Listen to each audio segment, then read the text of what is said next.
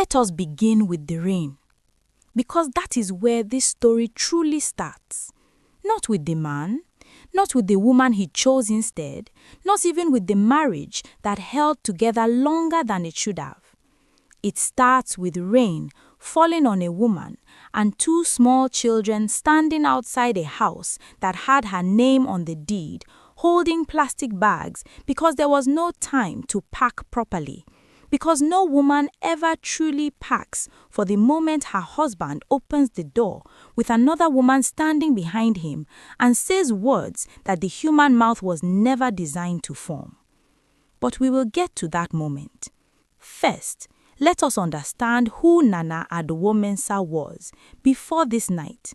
Because to understand her story, to truly understand what happened after the rain, you must first know who she was when the sky was still dry. Nana was the kind of woman that people described without meaning to brag. Her students at Osu Presby Secondary School would say years later that she was the teacher who made geography feel personal, who would stand at the board and say, "This land is not just coordinates, it is someone's morning, it is someone's whole life." She brought cassava to class once to teach about food systems, and the whole room smelled of home for 3 hours. She stayed after school on Tuesdays for students who were struggling, not because it was required, but because she could not leave a confused child in a room she had the keys to.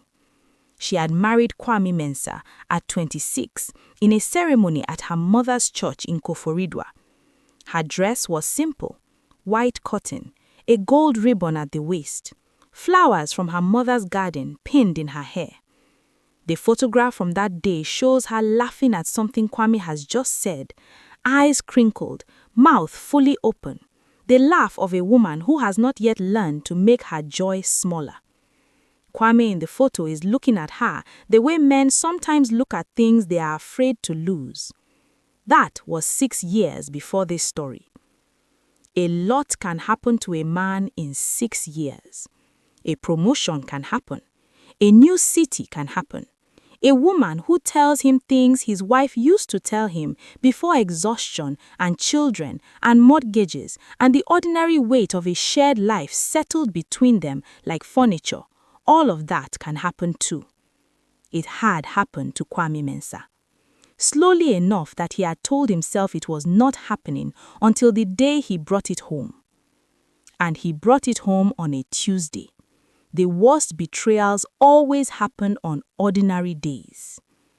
Nana knew something was wrong for 8 months. Not because of anything dramatic.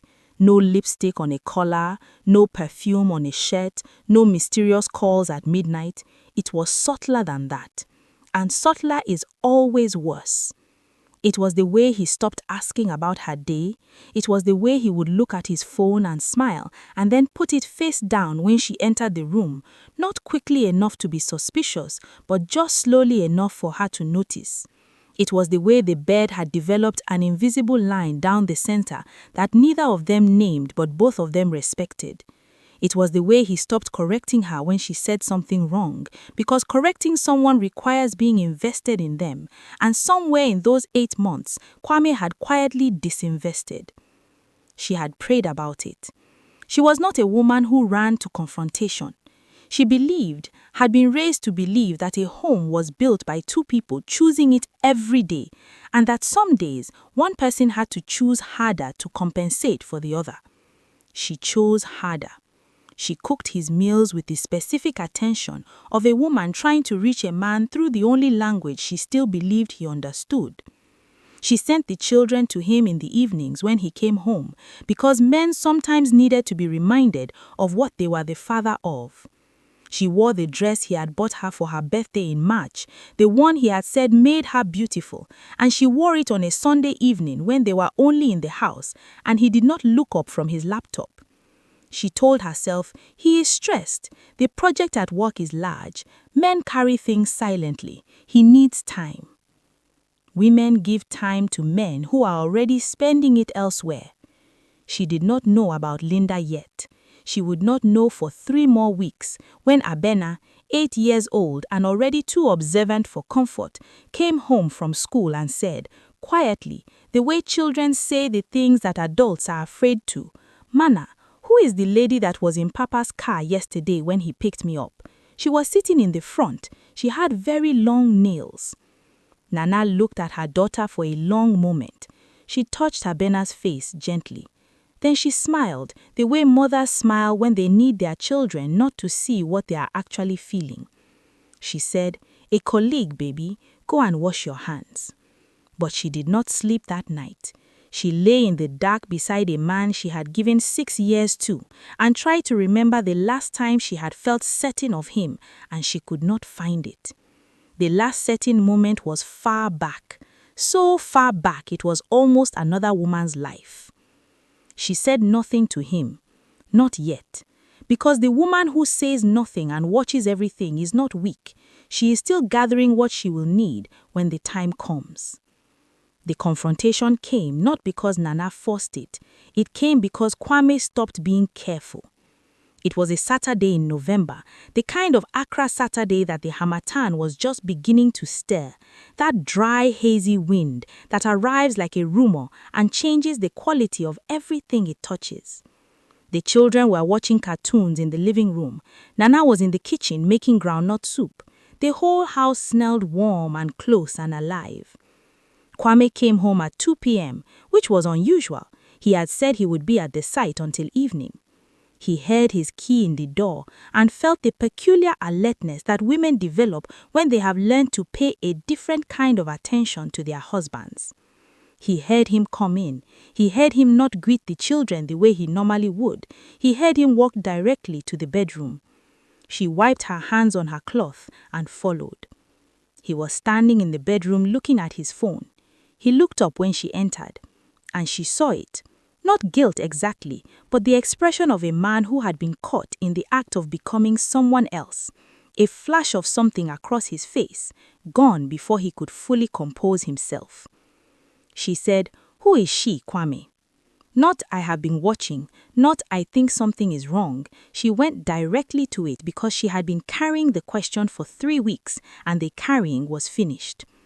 He said, "What are you talking about?" And she said, "The woman in your car, the woman's name your daughter brought into my kitchen. I am your wife. Tell me who she is." He was quiet for a moment. Then, and this is the moment Nana would replay for years, the moment that split her life cleanly into before and after, he straightened his back and said, "Her name is Linda. She works with me, and I am not going to lie to you because you deserve better than a lie. I have feelings for her." The kitchen was still on. The groundnut soup was still cooking. The children were still watching cartoons. The whole house was still moving around a woman who had just stopped. Nana stood very still. Then she said very quietly, "And what about your children? What about what we built?" He said, "I am not leaving. I am telling you the truth. I think we can manage this." She looked at him for a long time, the kind of look that reads the whole person, not just the moment. Then she went back to the kitchen. She turned off the soup. She sat down at the kitchen table and folded her hands and did not speak for the rest of the evening. She did not cry where he could see her. That night, after the children were in bed, she called her mother in Koforidua. She said only, "Mama, pray for me. Something is broken in my house." Mama Grace said, "I am praying. You are not alone. Whatever happens, you are not alone." She did not know that alone was exactly where she was about to be put.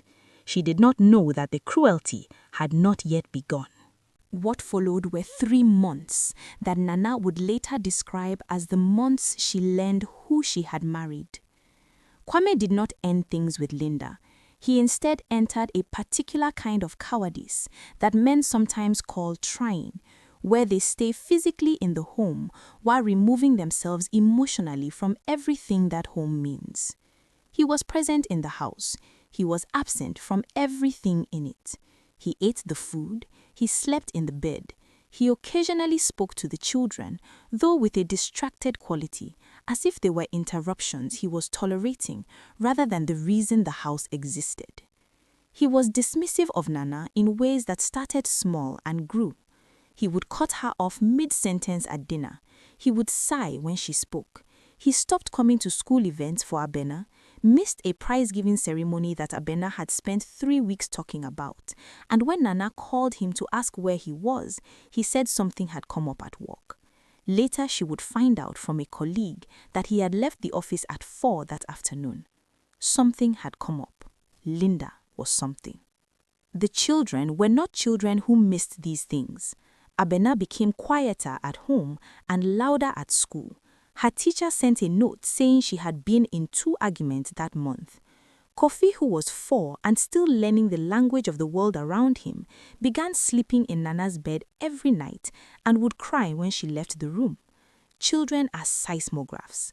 They register every tremor, even when the ground looks still.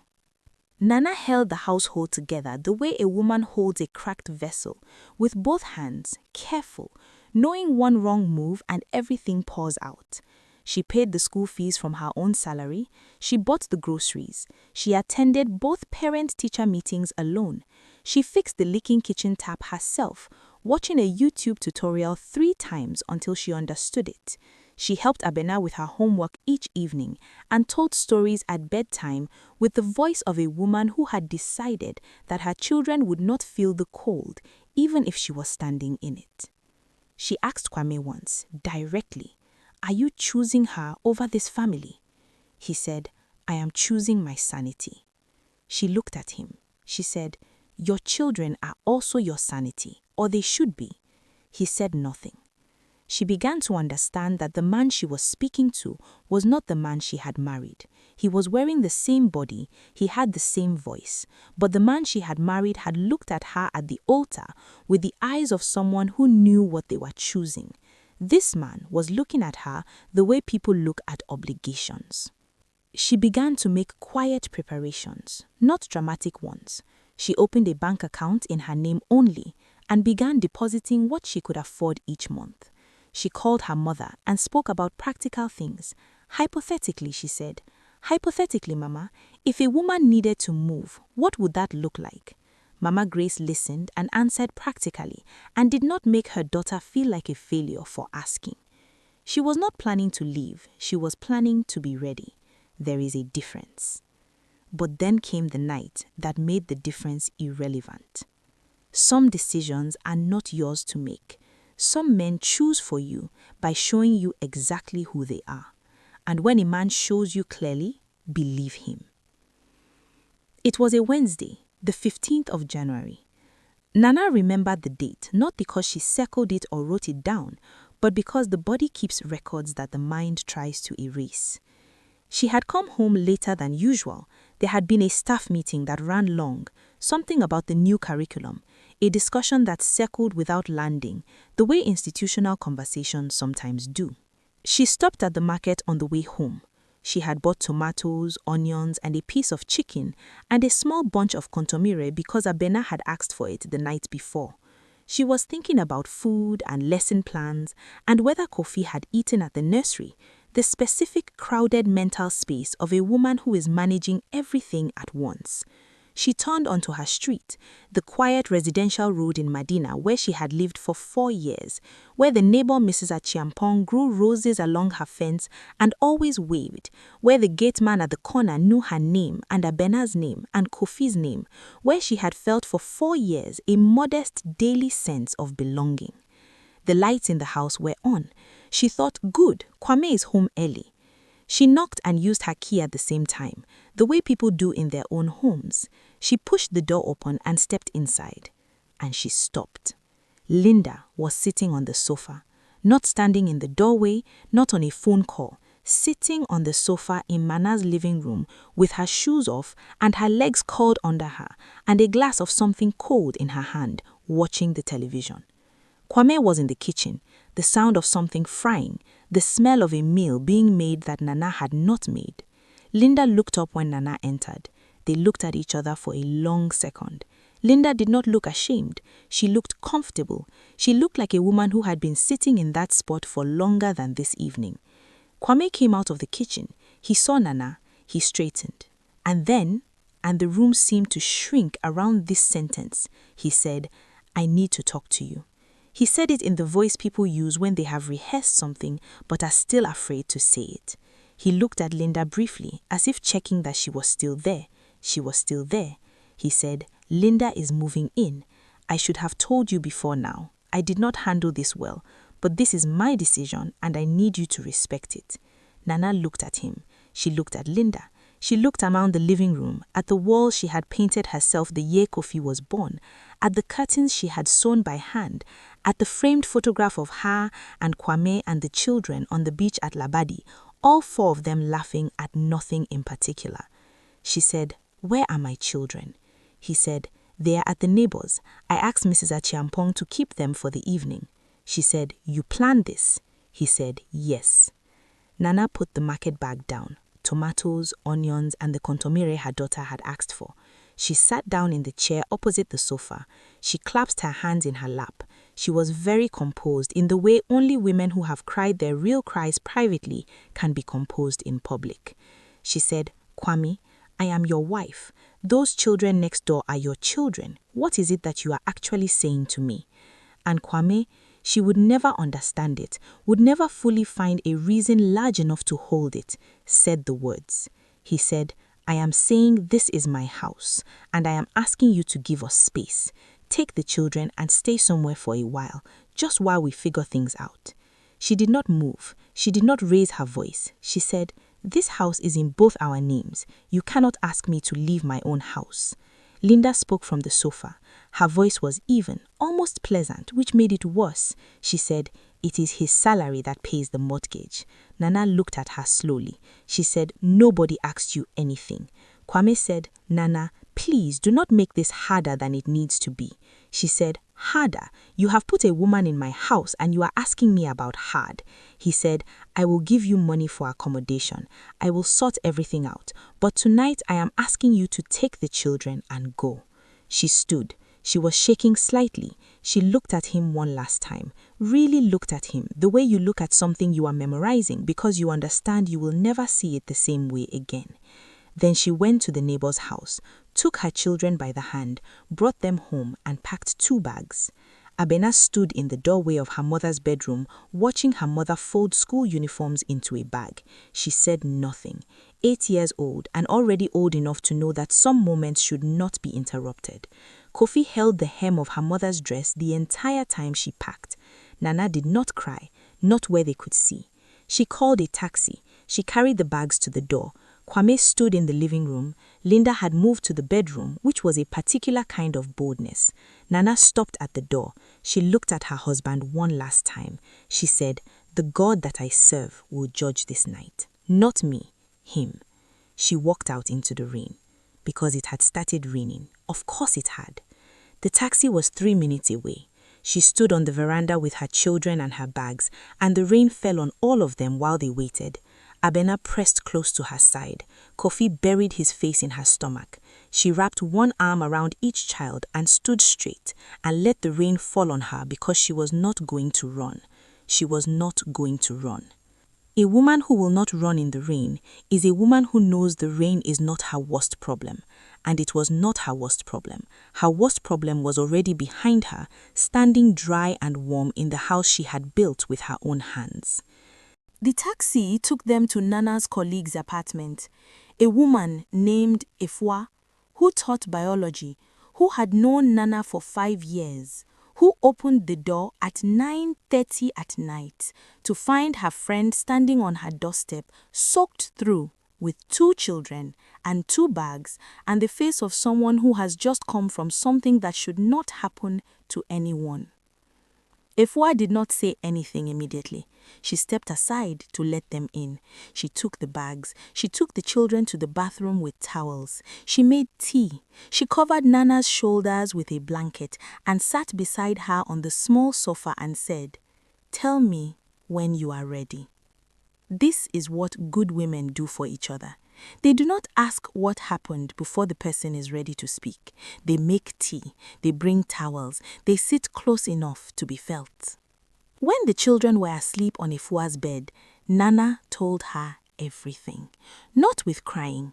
The crying would come later, in the dark, with her face pressed into a borrowed pillow so the children would not hear. She told it evenly, the way you report a fact that has not yet fully landed in the body. Efwa listened. Then she said, "You are going to call a lawyer in the morning." Nana said, "I do not want to fight." Efwa said, "You are not fighting. You are protecting yourself and your children. There is a difference." Nana called her mother that night. She could not keep the truth hypothetical anymore. She said, "Mama, he threw me out. He put a woman in our house and he threw me out in the rain with the children." The line was silent for a long moment. Then Mama Grace said something that Nana had not expected. She did not say, "Come home." She did not say, "That man is finished." She said slowly, "Nana, you are my daughter. You are the daughter of a woman who rebuilt her life after the ground moved. You will not fall. But I need you to hear me. You are not going back to beg. You are not going to make yourself small to keep a man who has already decided to be small. Promise me." Nana said, "I promise, Mama." She meant it, but meaning it and living it are two separate commitments, and the second is the harder one. The following days were the days of building from the rubble of what had been. She filed for legal advice through the law school clinic a colleague had told her about. She spoke to a young lawyer named Akwa, who was sharp and practical, and who told Nana without softening it that the house was jointly owned and Kwame could not simply remove her, that she had rights, that her children had rights, that the law would hear her even if he would not. She made a list, not a wish list, a real list. Housing, income, the children's school, health cover. She had savings, 3 months' worth, the quiet accumulation she had made in those months when she had sensed something coming. Not enough to be comfortable, enough to begin. She found a small 2-bedroom apartment in Adenta. It was modest, nothing like the house in Medina. The kitchen was narrow, the walls needed painting, one of the bedroom windows had a crack along the corner sealed with old tape, but it had a yard where Kofi could run and a bus stop 2 minutes away for Abina's school, and it was hers. No one was going to tell her to leave it. She moved in on a Saturday with Efwa's help, 2 rented vans, and the specific determination of a woman who has decided that her story does not end here. Abina walked through the new apartment when they arrived, touching the walls. Then she stood in the middle of the living room and said, "Mama, can I choose the color for my room?" Nana looked at her daughter. She said, "You can choose any color you like." Abina said, "Yellow, the color of the sun." Nana painted it yellow that weekend. Her hands ached afterward and her clothes were ruined as she did not care. A yellow room, the color of the sun. She did not know yet that the sun was going to do more work in this story than she had planned for, but the sun always does. Let us speak for a moment about what Kwame was doing while Nana was painting a bedroom yellow. He was, at first, exactly the kind of man who had done what he had done. He was comfortable. Linda had moved fully into the house. She redecorated, nothing dramatic, but she rearranged things, put new items where old items had been, and in doing so performed the quiet erasure that people perform when they want to replace a history they did not live. She moved the beach photograph of Kwame and Nana and the children to a drawer. She put a new one on the shelf, herself and Kwame at a restaurant, both of them bright and smiling. Kwame told himself that he was happy, and he was, in the specific way of a man who has confused the removal of guilt with the presence of joy. Linda was energetic and attentive, and there were no school fees to discuss and no tired evenings and no weight of a shared history pressing on every conversation. It was light. He told himself that light was what he had been missing. He paid Nana a monthly amount. Not enough, but he paid it. He saw the children on alternating weekends, which was his idea of balance. He would take them for food and the cinema and return them on Sunday evening in fresh clothes and with sweets in their pockets, the specific currency of a guilty father trying to buy the absence of a question his children had not yet figured out how to ask. Abina never spoke to him about Linda. She was polite in the distant way of a child who has decided not to offer more than is required. Kofi was still young enough to accept each visit on its own terms, but Kwame noticed in the quiet times when the children had fallen asleep in the car on the way back and he sat at a traffic light in the dark with two small sleeping people he had made, he noticed a specific hollowness that the restaurant evenings did not fill. He ignored it. He was good at ignoring. Meanwhile, Nana was building. She had applied 6 weeks after the night of the rain for a position as head of department at a better-funded school in East Legon. She had not told anyone she was applying because she did not want the weight of other people's hope added to her own. She prepared for the interview alone at her kitchen table after the children were asleep, reading curriculum frameworks and drafting responses to anticipated questions in a notebook. She practiced in the mirror. She was nervous in the way that people who have earned their qualifications are nervous, not because they doubt their ability, but because they understand what the opportunity means. She got the position. The salary increase was not large, but it was real, and real was what she was rebuilding her life on. She told her mother, who wept quietly and said, "Your father would be so proud."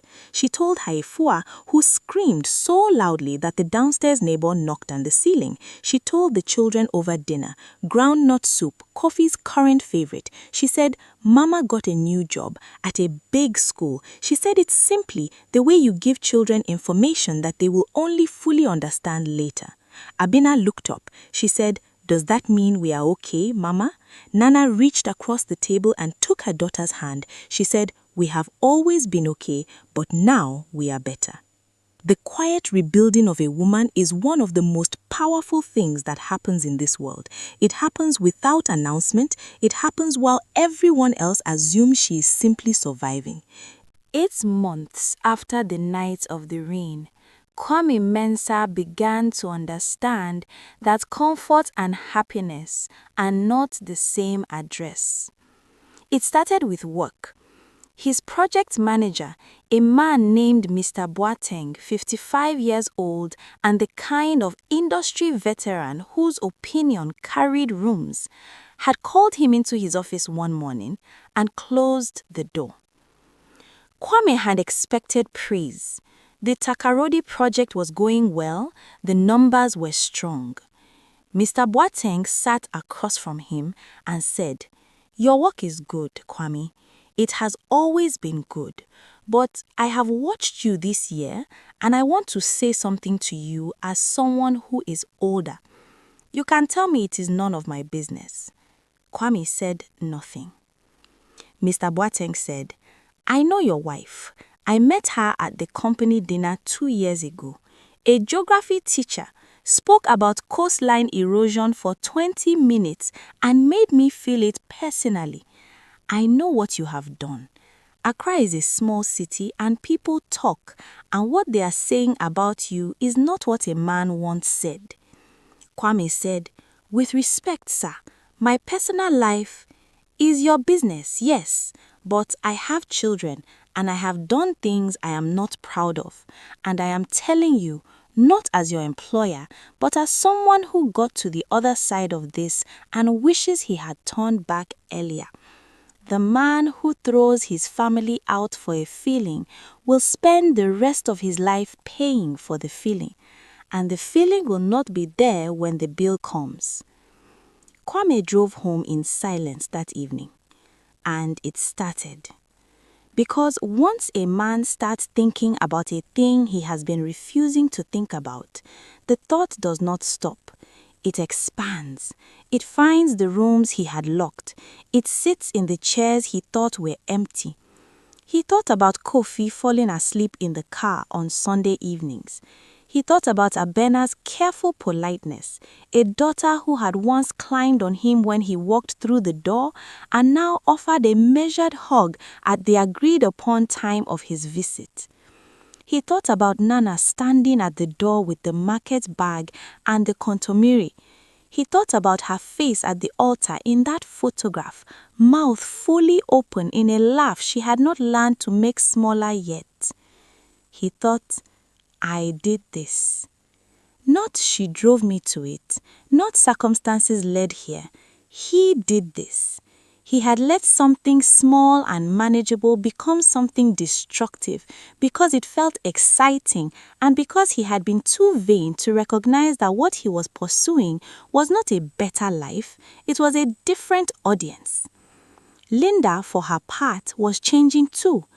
The attentiveness of the early months had given way to the ordinary textures of a shared life. And those ordinary textures, without the foundation of history, without the specific tenderness of two people who had actually built something together, felt thin. She was impatient with things that Kwame had not noticed her being impatient with before. She had opinions on his spending that she voiced in the tone of a person who felt entitled to the opinion. She had changed the living room furniture, and when he asked about the old set, the one Nana had chosen, the one they had carried up 2 flights of stairs together on a Saturday morning years ago, both laughing and arguing about the angle, Linda said she had sold it. He had not said anything, but he had felt something. He called Nana one evening. He did not know what he planned to say. He had planned something, an apology, a request, something. But when she answered and said, "Yes, Kwame, is everything all right with the children?" he heard in her voice the specific composure of a woman who has moved past the need of him, and he could not speak. She said, "Kwame, is something wrong?" He said, "No, everything is fine. Tell the children I called." She said, "I will tell them." She hung up. He sat with the phone in his hand for a long time. There is a specific pain reserved for the man who realizes too late what he had. Not the pain of loss, the pain of having caused it. That pain does not dull. It sharpens. Let us go back to Nana, because this story is hers. 1 year after the night of the rain, Nana Adowa Mensah was not the same woman who had stood on that veranda with wet shoes and 2 children and a market bag and kontomire. She was not harder. Hardness was never what she was building towards. She was more fully herself, which is a different thing and in some ways more powerful. Her work at the new school had opened things she had not known were waiting to be opened. The position came with a small discretionary budget for the department, and she used it to start a geography club. 10 students who stayed after school on Fridays to look at maps and satellite images and topographic models and talk about the land they were living on. She had applied for a small educational grant to take the club to the Volta River Authority, and the grant had come through, and they went on a Wednesday in 2 minibuses, and 14 children had stood at the edge of the Akosombo Dam and felt something that no classroom could have given them. She had been invited to speak at a teachers' conference in Kumasi. She almost declined. Old instinct, the woman who had learned to keep herself small to make the space beside her feel larger. But Efwa told her to go. Mama Grace told her to go. So she went, and she stood at a podium in front of 200 teachers and spoke about place-based learning, about teaching children that the land is not an abstraction, but a biography.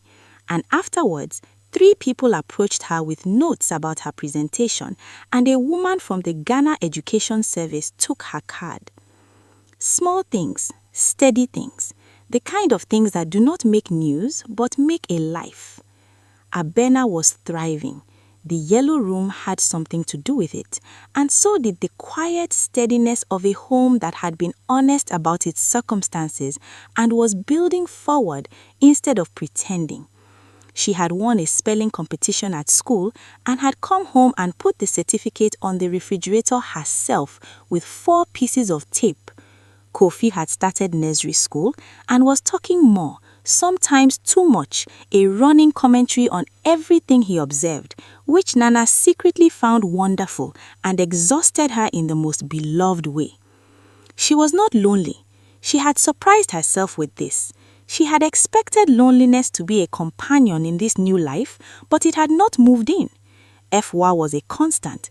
Mama Grace came to Accra in March for a week, and they cooked together and went to church together and sat on the small balcony of the Adenta apartment in the evenings and talked like women who had survived the same geography, which they had.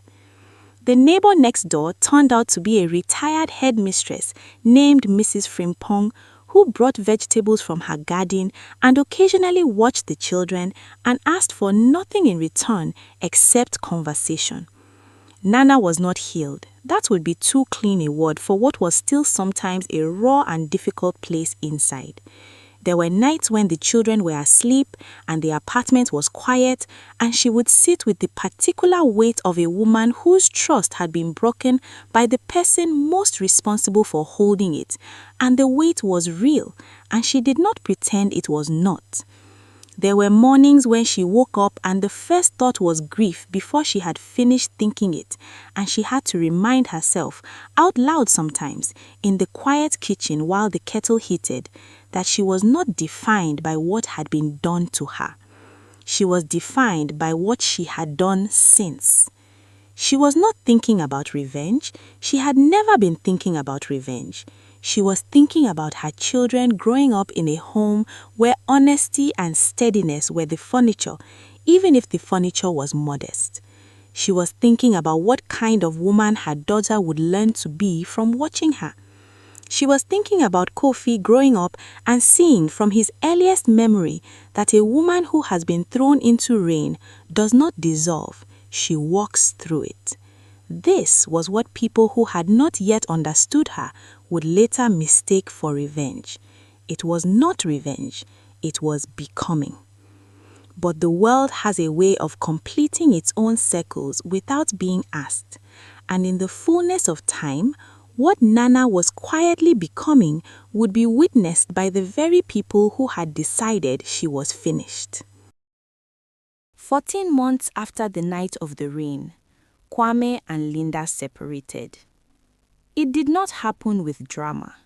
It happened the way things that were never quite solid finally stopped pretending. Quietly, completely, with the specific finality of a door that has clicked shut and will not be reopened from the outside.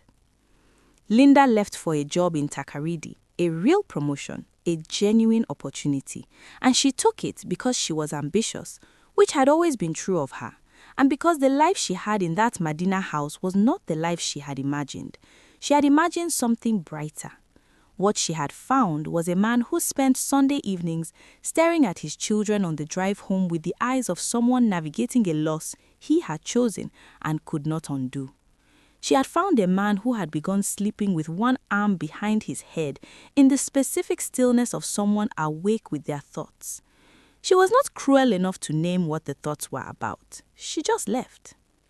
Kwame sat in the house alone for the first time since Nana had walked out of it. He sat in the living room on the new sofa Linda had bought, in front of the new television Linda had chosen, with his elbows on his knees, and the house was very quiet. He looked at the shelf where Linda had placed her photograph. He looked at the drawer where his family's beach photograph had been put. He opened the drawer. He found the photograph. He held it. Abena, 8 years old, caught mid-jump at the edge of the water. Kofi being held above the waves by his father, arms spread wide, screaming with delight. Nana looking at her children with the specific expression of a woman who knows she is exactly where she is supposed to be. Kwame sat with the photograph for a very long time. Then he called his mother, not Nana. His mother, who was 63 and lived in Takoradi and had said nothing to him when this all began because she had learned long ago that some lessons cannot be given, only arrived at. He said, "Mama, I have made terrible mistakes." His mother said, "Yes." He said, "I want to make it right with my children." His mother said, "That you can do, but make it right for them, not because you are hoping for something from their mother. She owes you nothing. Your children deserve a present father. That is a different thing." He called Nana the following week. She answered. He said, I want to talk about the children, about being more present, about doing better by them. She said, I welcome that. He said, I also want to apologize. She was quiet for a moment. Then she said, I hear you, but I need you to understand something. I have moved forward. An apology is something I can accept for my own peace, not for yours. What will matter to me is not what you say, but how you show up for Abena and Kofi going forward. That is the only apology that counts. He said, I understand. He did not say, can we try again? And she did not ask whether he was thinking it. They had both moved past the place where that question lived. He began to show up differently for the children. Not perfectly. People who have been absent do not become fully present overnight. But he began to call more. He began to attend school events without being reminded. He came to Abena's end-of-year concert and sat in the back row and watched his daughter receive a prize for academic performance and cried quietly, in the way that men cry when they are in public and trying not to be noticed. Afterward, Abena found him at the gate. She looked at him for a moment, then she took his hand.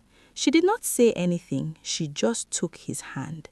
He held it like a man holding the last kind thing offered him, which it may have been. Children do not love with conditions. They love with their whole selves, and they offer it back even when it has been mishandled, not because it is deserved, but because love is what they are made of. This is both the most humbling and the most redeeming thing in the world. 2 years after the night of the rain, the Ghana Education Service contacted Nana Adwa Mensah with an offer. The woman who had taken her card at the Kumasi conference had remembered her, had in fact placed her name on a list of educators being considered for a new curriculum development advisory panel, a body of 12 teachers from across the country who would help redesign the secondary school geography syllabus over the following academic year. It came with a modest consultancy fee and a travel allowance, and more than any of those things, it came with a seat at a table that would shape what a generation of Ghanaian children learned about the land they lived on. Nana read the letter 3 times at her kitchen table. Then she called Mama Grace. She could not speak for a moment. Mama Grace waited. Nana said, Mama, you remember when I used to tell students that the land is not just coordinates, that it is someone's morning? Mama Grace said, I remember. Nana said, they want me to help write it into what every child in Ghana will be taught. They want me to help make it official. The line was quiet for a moment. Then Mama Grace said, of course they do. Of course they do. Not as a surprise, as a confirmation. As a mother saying, I always knew this was in you. I never doubted that the rain you walked through was going to water something. That evening, Nana cooked her best meal, jollof rice from scratch, the way her mother had taught her, the way that takes 3 hours and cannot be rushed. She made it for herself and her children and Mrs. Frimpong next door, who came over with plantain and a big laugh and sat at the table and said grace in a voice that filled the small apartment. Abena, now 10, sat across from her mother and watched her with something new in her expression. Not the watchfulness of a child monitoring a situation, but the beginning of recognition, the beginning of understanding that her mother was not simply her mother, but a person, a whole person with a life that extended beyond the walls of the apartment into something large and meaningful. She said, Mama, what does the advisory panel do? Nana explained it.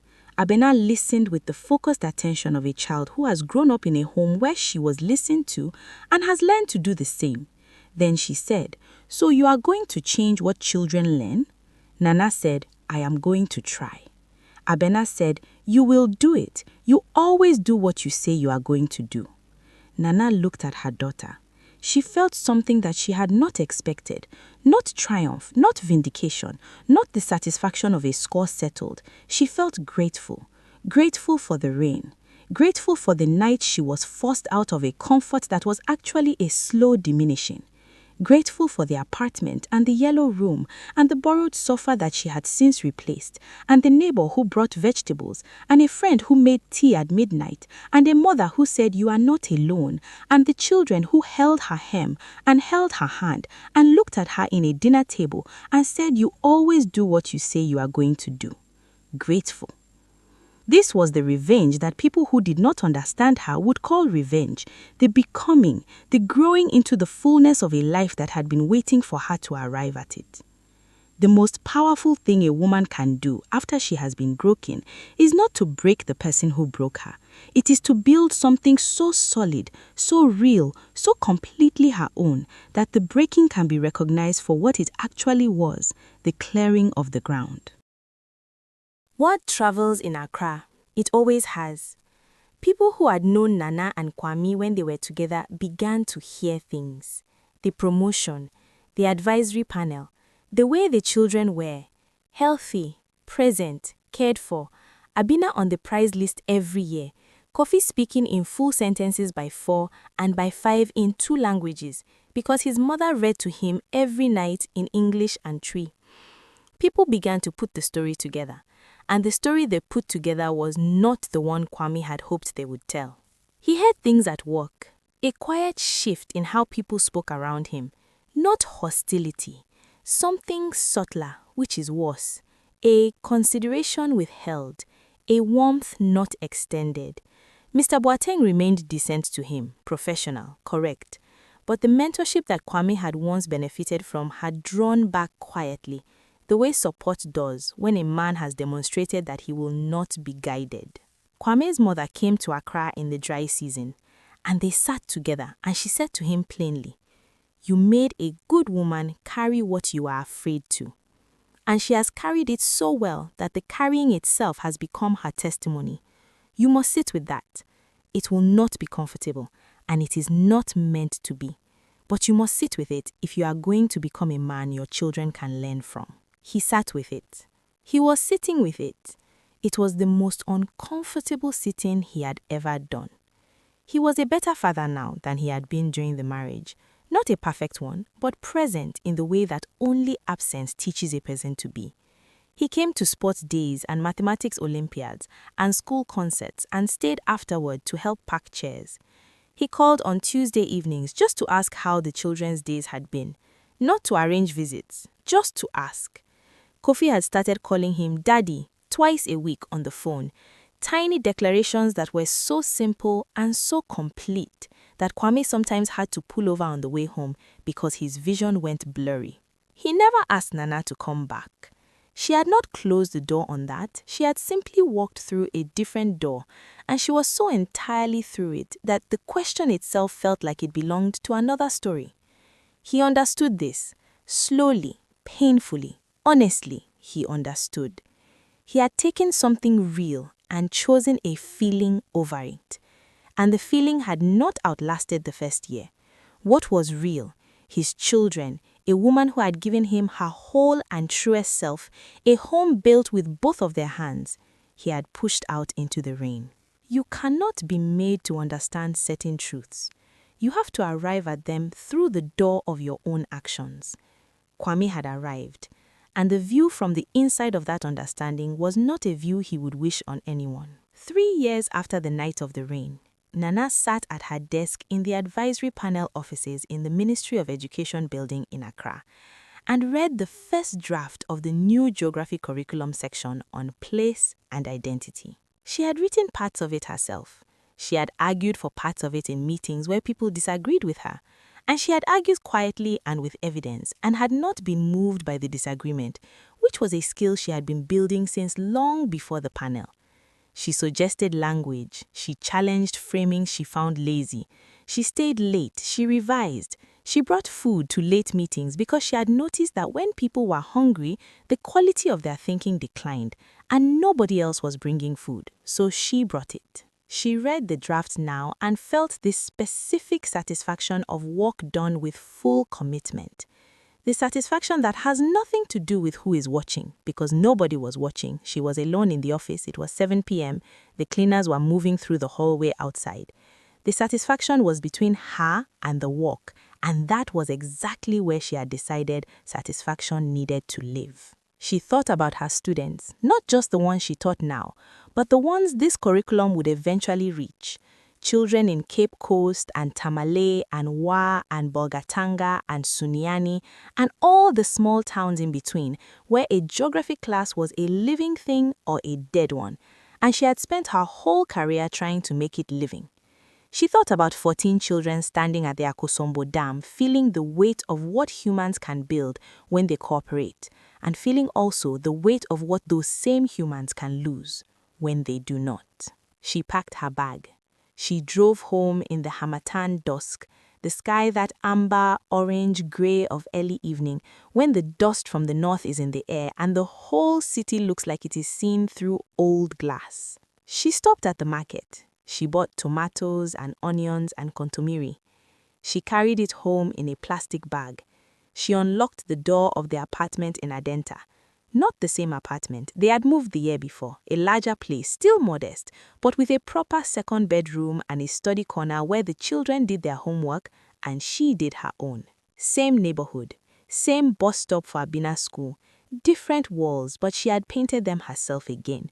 Warm cream with a deep green in the kitchen and yellow, still yellow, in the children's room. She stepped inside. The apartment smelled of a home. Kofi was in the living room doing something complicated with his drawings. Abina was at the study table with her textbook.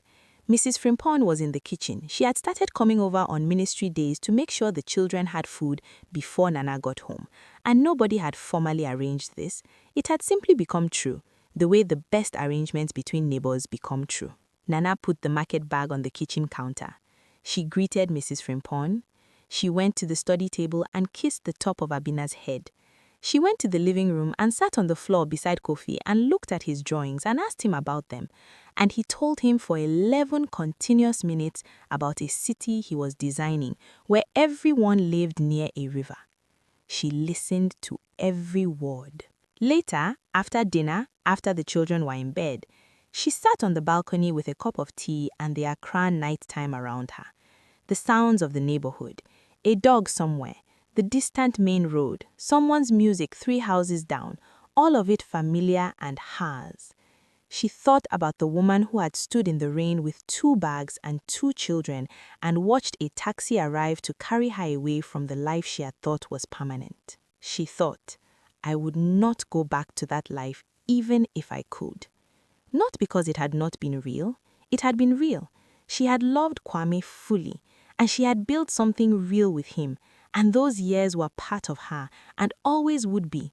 But the life that had grown from the rubble of that night, the life she had built herself plank by plank with her own income and her mother's prayers and her friend's midnight tea and her daughter's certainty and her son's city built near a river, this life was more fully hers than anything she had shared before. It cost everything, and it was worth everything. This is the thing that the people who watched from the outside and said she was surviving could never fully see from where they stood. She was not surviving. She had never been just surviving. She had always been building, even in the rain, even in the borrowed apartment, even at midnight writing curriculum frameworks with her reading glasses on and the whole house asleep. She was always building. Now, let us sit with this story the way it deserves to be sat with. Because a story like this one carries several truths at once, and each one deserves to be heard. The first truth is about cruelty. What Kwame did on that January night was cruel. Not the kind of cruelty that announces itself. Not the cruelty of a monster. The cruelty of an ordinary man who had allowed small dishonesties to accumulate until they required a large one to sustain them. He had been dishonest with himself about what he wanted, dishonest with his wife about what was happening, dishonest with his children about what they were about to lose. The large cruelty of that night, the standing woman, the market bag, and the rain was simply the shape that months of small dishonesties took when they were finally forced into the open. This is how most cruelty in intimate life happens. Not as a sudden act, but as the natural conclusion of a direction a person has been quietly walking for a long time. The second truth is about complicity. Linda was not a villain. She was a young woman who chose to pursue what she wanted without fully accounting for what her wanting would cost people who had not given her permission to cost them. This is a moral failure that many of us are capable of. The failure to let the real weight of our choices settle before we make them. The woman sitting comfortably on another woman's sofa in another woman's house with her shoes off, glass in hand, had made a series of choices that she had told herself were justified by something. She would carry those choices with her. We all carry the shape of what we have done to others, whether or not we ever name it. The third truth is about what Nana's story actually teaches, because it is not what most people say when they describe a story like this. They say she won. They say she got her revenge, but that is not what happened. What happened is that a woman who was thrown into difficult circumstances discovered, through the forcing of those circumstances, a version of herself that the comfortable life had not yet required her to become. The betrayal did not make her. She had always had what she needed. The betrayal simply cleared the space in which she could use it. This is not a comfort to offer anyone in the middle of their pain. In the middle, there is only the rain and the bags and the children and the taxi. In the middle, there is nothing to be said about what will grow from this. In the middle, you just have to walk through it. But on the other side, and there is always an other side, even when the middle makes it impossible to believe, on the other side is something that cannot be taken from you because you built it yourself, in the dark, without an audience, for the only reason that matters, because it was what your children deserved, and what you deserved, and what your mother's prayers had always been moving toward. The fourth truth is about men. Not all men, but the particular kind of man who mistakes the beginning of comfort for the end of growth, who confuses the early excitement of something new for evidence that the old thing was wrong, who walks away from what is real in pursuit of what is easy and discovers, too late, that easy things do not sustain a life, they only sustain a season.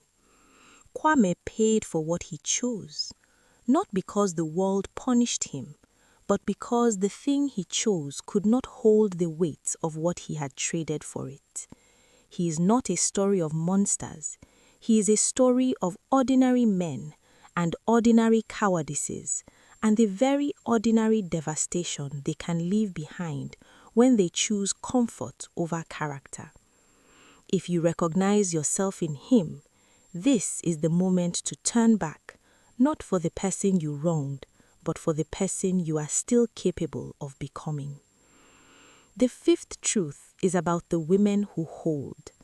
Mama Grace, Efua, Mrs. Frimpong, the neighbor who kept the children on that terrible Wednesday evening and did not ask questions. The young lawyer Akwa, who told Nana her rights without making her feel reduced by needing to know them. The woman at the conference who took a card and kept it. These women did not save Nana. She saved herself, but they held the perimeter. They kept the space warm while she worked. Every woman who has come through something difficult has these women somewhere in her story, and the folktale asks you now to look around and ask, who needs me to be one of these women for them today? Who is standing in the rain of a situation they did not deserve, and whose perimeter needs holding? Because the circle of care is only as strong as the people who choose to be in it. The rain falls on the just and the unjust alike. The difference is not who gets rained on. The difference is what they do after they are wet. There's one more thing this story needs to say before it is finished. It needs to say something to the women who are in the middle of their own reign right now. The women who are listening to this in the background while they pack a bag they did not plan to pack, or while they sit in a borrowed room trying to make sense of a life that has just been disassembled by someone who was supposed to be safest, or while they lie awake at 2 in the morning calculating whether they can afford to survive the thing that has been done to them. This is what the story needs to say to you. You are not defined by this. You are not the sum of what he chose. You are not smaller because he decided he wanted something small. You are not over because someone who could not see you clearly looked in your direction and declared you insufficient. The children who are holding your hem right now, and the children who are watching your face for information about whether the world is safe, they are watching you make the most important decision they will ever witness. Not the decision about the house or the lawyer or the next apartment, the decision about who you are going to be in the rain. You do not have to be brave for them every minute. You are allowed to cry. You are allowed to be afraid. You are allowed to call your mother at midnight and not be able to speak. These are not weaknesses. These are the sounds of a human being encountering something terrible and remaining fully human in the encountering. But then, when you have cried and been afraid and called your mother, you get up, you pack the bag, you take the children, you walk into the rain, and you do not run. Because the rain is not your worst problem, and you are more than equal to what is actually happening to you, even when the night makes that impossible to believe. You will paint a room yellow. Maybe not soon, maybe not for a long time, but you will paint a room yellow. And a child will stand in it and say, "The color of the sun." And you will understand, finally, completely, that the sun was there the whole time, even during the rain, especially during the rain. Let us come back to Nana one last time, not for a final victory, not for a dramatic moment, just for a Tuesday morning, because it is the ordinary Tuesdays that tell you whether a life has actually been rebuilt or merely repaired. Nana Ajua Mensah, 35 years old, geography teacher and curriculum advisor, mother of 2, daughter of Mama Grace, friend of Efua, neighbor of Mrs. Frimpong, former wife of a man who stood in a lit doorway and asked her to walk into the dark. This woman woke up on a Tuesday morning in Adenta. She made tea. She made porridge for Kofi, who still insisted on porridge every morning with honey. She packed Abina's school bag and found the missing eraser in the bottom of the book bag, where Abina always lost things. She kissed both children before the school bus came. She watered the plant on the balcony that she had grown from a cutting that Mrs. Frimpong had given her. She changed her clothes and picked up her bag and her keys and her curriculum notes. She locked the door of her apartment and went out into the Accra morning. The harmattan was still in the air, that dry softness, the dust that made everything look a little golden at the edges. The street was full of the ordinary sounds of a day beginning. Car horns, a video from the provision shop at the corner, children's voices, the scrape of someone sweeping their compound. She walked to her car. She put her things on the seat. She started the engine. She drove into the city. She was not thinking about the night of the rain. She was thinking about the school in Adenta where she still taught morning classes before the panel walk in the afternoon, and the student she was worried about, a boy in Form 2 named Emmanuel, who was bright and distracted and who she had been watching because she recognized in his distraction the particular distraction of a child carrying something heavy at home. She was thinking about how to reach him. She was a teacher. This was what she did. She was not thinking about what had been done to her. She was thinking about what she was going to do today. This is what freedom looks like. Not the absence of sorrow, not the erasure of what happened. The full, unencumbered attention of a woman living her own life. On a Tuesday into the Accra morning. Forward.